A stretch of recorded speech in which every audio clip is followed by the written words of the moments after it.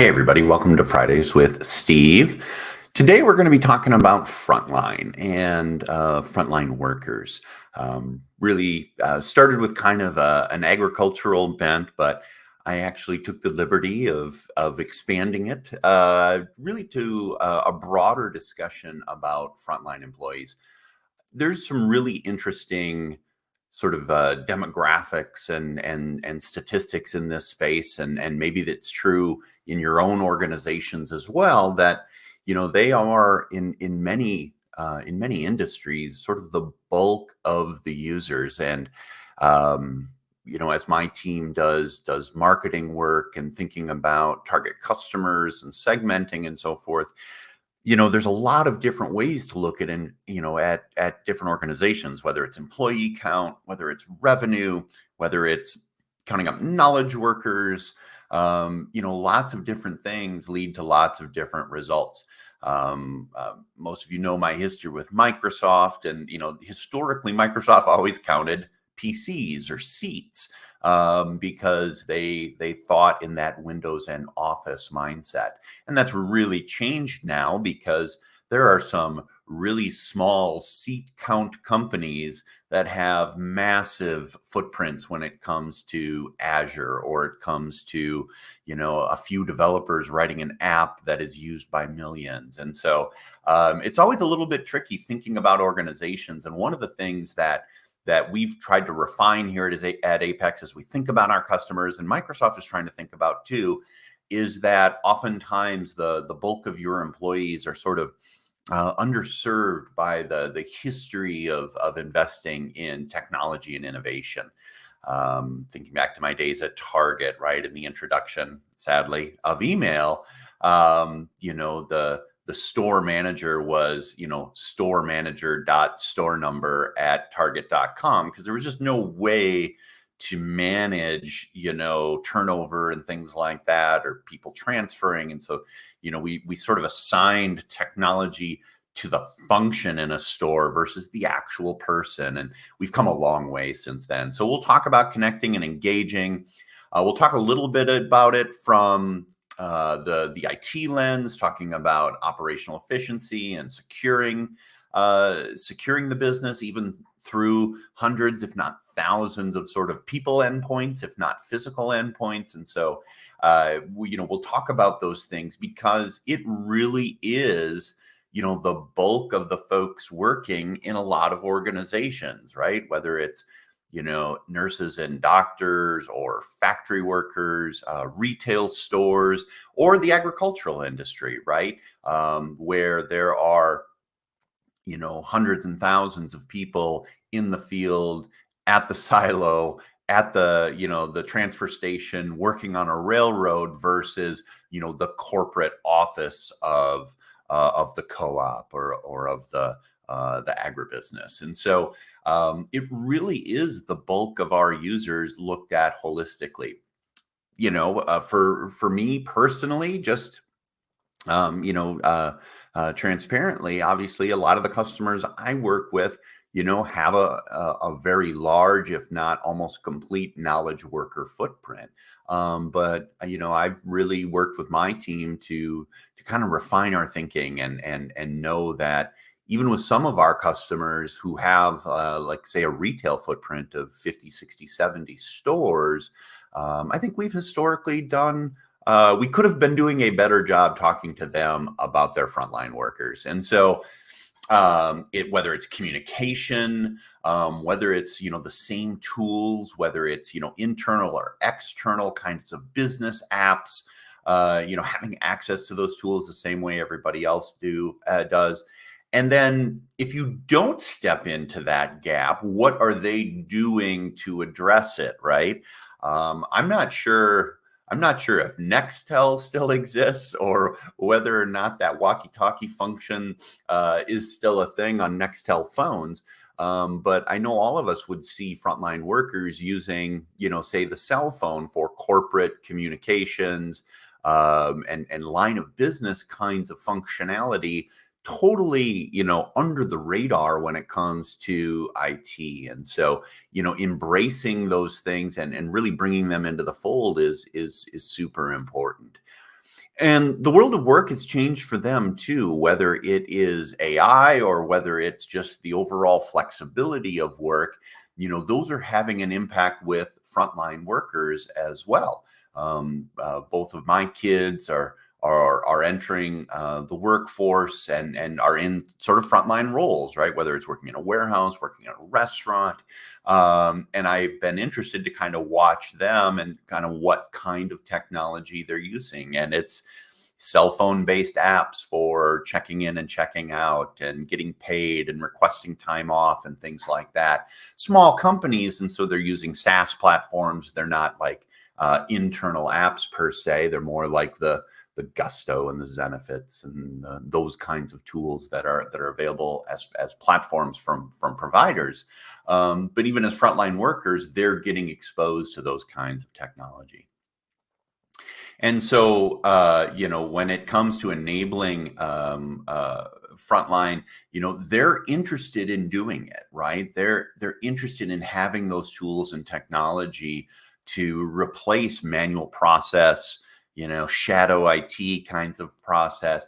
It's also an educational opportunity for them and a skill building opportunity for frontline workers. And they really need to be sort of first class end users in all of our organizations. I'm not speaking sort of pejoratively or dismissively. It's just the truth that oftentimes that's where the productivity gains are. That's where margin is made or missed. Is how that work is being done every day. In an odd way, some days I miss my time at Target. Right, I started my career putting things on shelves so people could buy them. There was no more direct, no job more directly tied to the business of Target. Even though I went on to have a career there in IT and doing great things, if I didn't put the toothpaste on the shelf, no one would be able to buy it. I think we all have questions about AI, and I found it really interesting that there's a lot made about, hey, where is this going to replace human work? Where is it going to augment it? Where is it going to threaten? Where is it going to support? And at the frontline level, there's excitement as well, right? I think a lot of folks are viewing it as, hey, how do I get some of those tasks that are repetitive, that are easily sort of algorithmically thought about, offloaded? How do I make more time for the things that require me using my decision making prowess to be able to support the company, support and grow in my role, versus sort of that rote behavior kinds of stuff. And so Teams fits in this space. We've talked a lot about it from the knowledge worker and from sort of the back office space. But if you think about it, there are all of these kinds of needs and collaborative support that is useful, on the factory floor or, in the tractor cab or whatever it might be. And so let's talk a little bit about it. So, it's really about helping everyone, both inside and outside your organization. And so let's talk a little bit about frontline workers. Teams really leads the way when it comes to enabling those frontline workers. 60% of the Fortune 500, 800 plus customers with over 10,000 frontline workers each. So think about that, whether it's, easy to conjure visions like Target or Walmart, to, trucking companies and factories, manufacturing and distribution. There are lots of customers that are using it as the endpoint tool. And if you think about that, I'll even hop back a couple of slides. If you think about this wheel, I think in the information space, I talk a lot about, or the information worker space, I talk a lot about sort of the competing products, and, there are point products, Cisco Call Manager, Slack, WebEx, there's lots of different maybe tools that you can bring to bear in each part of this wheel. But I think one of the key things is thinking about using all of that integrated together. And so, deskless workers thinking about, the team's mobile and web clients and how rich and robust they are. I think part of the constraint historically has been, switching user IDs and profiles and access to applications and security and all of those kinds of things. But, everybody in the frontline workforce probably has a computer in their pocket, right? And Teams has done a lot of investment and a lot of work to be a great mobile application, automating tasks, getting rid of those processes that can be put into something like Power, the Power Platform, and automated that way, and then built in safety and security, right? The fact that you're using your same authentication platform to be the gateway to all of those apps, all of those functions, versus managing access to our meeting platform, to our collaboration platform, to our mail platform, to et cetera, can be a huge benefit to those frontline workers. Messages from leadership often get lost or do not reach them. I think a lot of us in the back office take things like that for granted, right? We can't imagine someone that isn't checking email every 12 minutes, or, Teams messages that pop up and addressing them instantaneously. It also supports culture, being involved, being integrated, feeling like you're a part of the team. We're a smaller organization here at Apex Digital, but we focus a lot on being inclusive that way, right? Hey, what do we do via, Teams notifications? What do we do via email notifications, so that, the guys working on site with our managed services customers are as connected as the people in the office doing sales and marketing? It's something we think about every day. And so, by standardizing on one platform, one tool to learn and use and integrate, goes an incredibly long way, especially as you think about frontline workers, the unique challenges. Sometimes there's turnover challenges, or sometimes there is, platform and accessibility challenges. And Teams really addresses all those things, right? And really transforms how they feel about being engaged by the organization, whether it's leadership comms or whether it's, organizational and team comms. And so, if we think about some workers in different spaces, we'll go through a number of these, working at the co-op.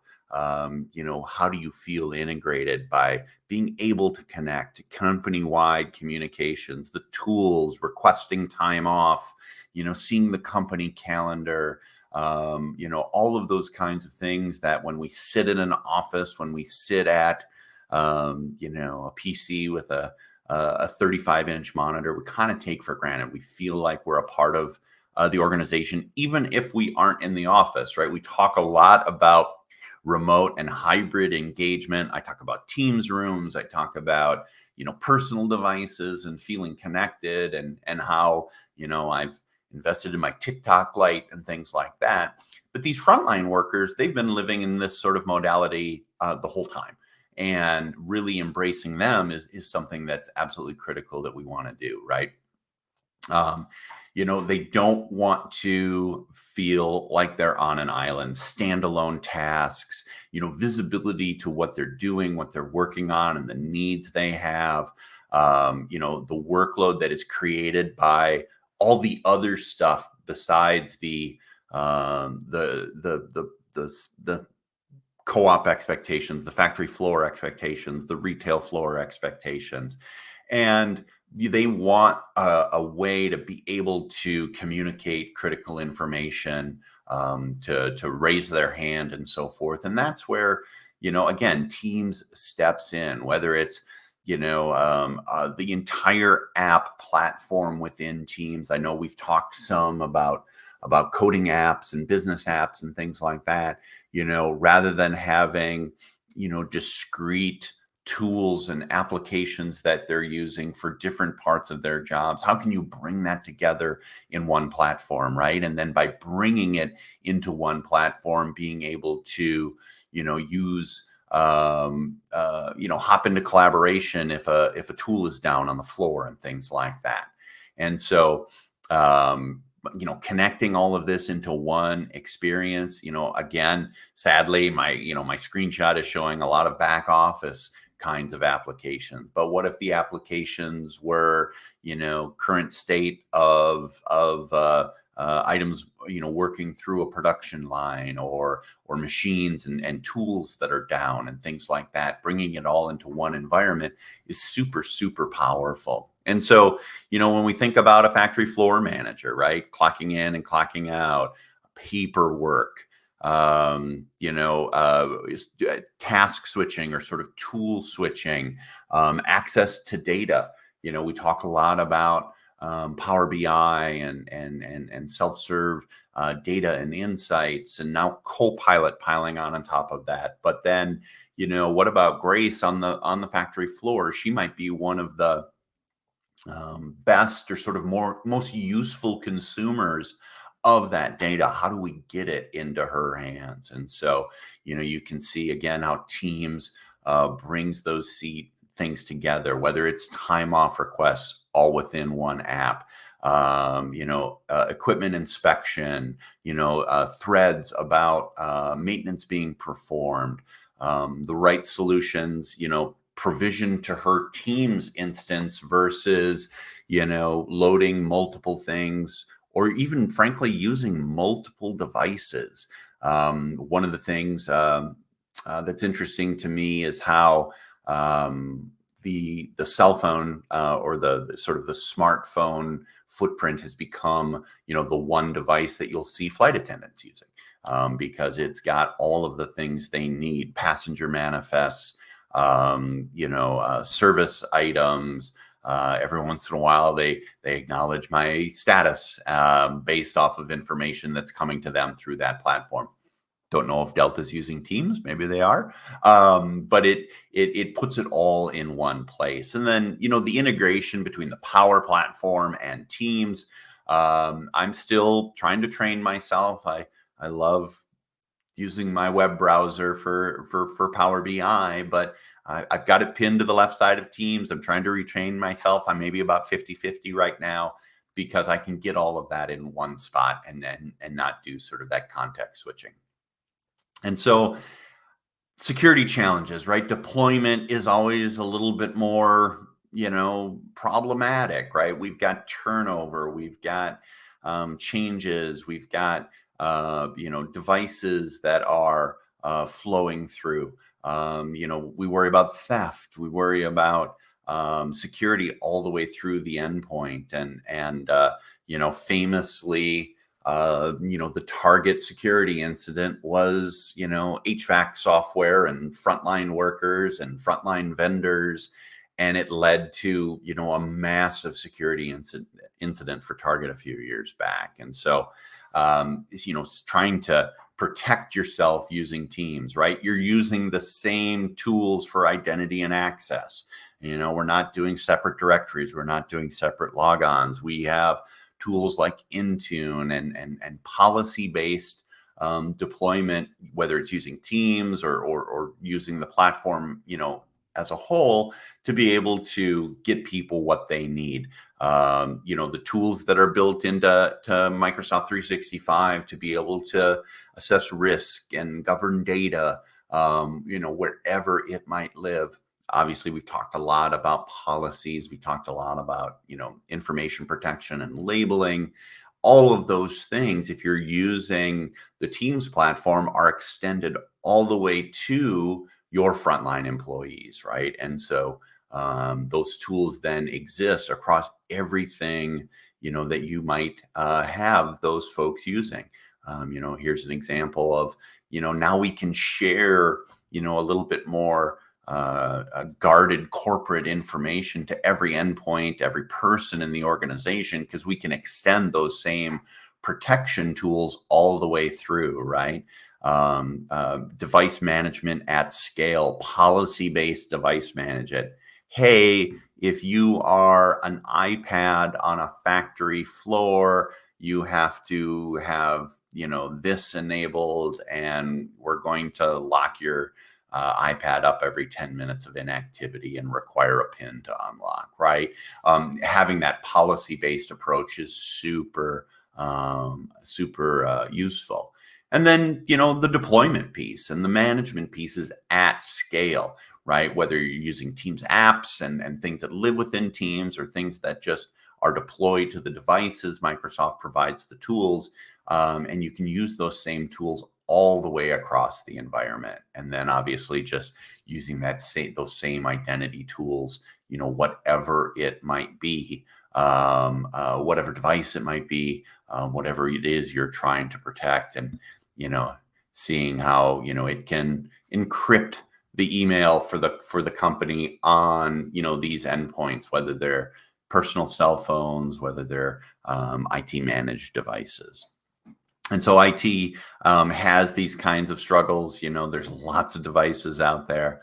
I remember back in my day doing a lot of these things. We used to have to think about, well, is this a Dell Pentium, or is this a Pentium 2? Like, they behave different. We had to manage them differently. They might have different flavors of different things. I can't imagine trying to do that now, right? And so M365 and Teams provides that sort of base layer across all these devices that you can manage and deploy to. We got to make sure that when we invest in these things, it gets deployed and consumed by Frontline. We saw the numbers on employees and how much of your workforce is out there. But turnover is a challenge, right? How do you, proactively or very quickly reactively, ensure that data is protected, disabling access and removing data from devices, even if they're personal devices, getting that corporate data back off. And, there's lots of things that have come into, the world of the IT manager, the IT director, to be able to enforce these pieces. And so, it's the same items. How do we get zero trust all the way to those endpoints, right? We can do it via Intune. We can do it via policy. We can deploy the solutions, whether it's within Teams or on the side. And so there's lots of new tools in these spaces. Microsoft's done some work to say, hey, what does this look like in both hard costs and soft costs? One of the things that we here at Apex Digital do a lot of is providing help to the IT team making these justification arguments, whether it's to a board, whether it's to a CFO, providing the insight to say, what do the savings or what does the acceleration look like? And actually, Microsoft provides us partners a real easy way to be able to show you this in action. There's lots of scenario-based demos that are very immersive. There's one specific for the Frontline experience that my team is trained in delivering. And so if you ask for the deck and I share it, you might not be able to get into where that link goes, but my team can, and we'd be happy to work with you and kind of show you the power of Frontline in a hands-on way. This is the stuff we're really passionate about. We love helping customers, whether it's the financial justification, whether it's the rollout, whether it's the management, the procurement of the software and the hardware you need. We really support all aspects of getting this innovation into everybody's hands. And that's what today has really been a talk about, is just getting it into everyone's hands. I started off by saying, hey, we think about companies very differently, and we're trying to ensure that, from a sales and marketing standpoint, that no one falls under the radar, because there are great companies out there that might have 10 people in a head office, but 1,000 people in the field, and are driving a great business. And I want to think about that organization all up, right? I don't want to just think about those 10 people sitting in the corporate office in Toledo, Ohio, right? I want to think about everyone that's in the field and help you support and enable all those folks. So you can always reach out to me, sthompson@apexdigital.com. or feel free to book a meeting with my team using the Microsoft Bookings app. You'll get on our schedule. It looks at our availability, so we know we can make the meeting, and we can make it at your convenience. We'd love to talk to you about Teams and Frontline, and wherever that conversation may go. We're here to help, and we'd love to hear from you. So that's it for today's Fridays with Steve. Thanks for joining me, and I'll see you next time.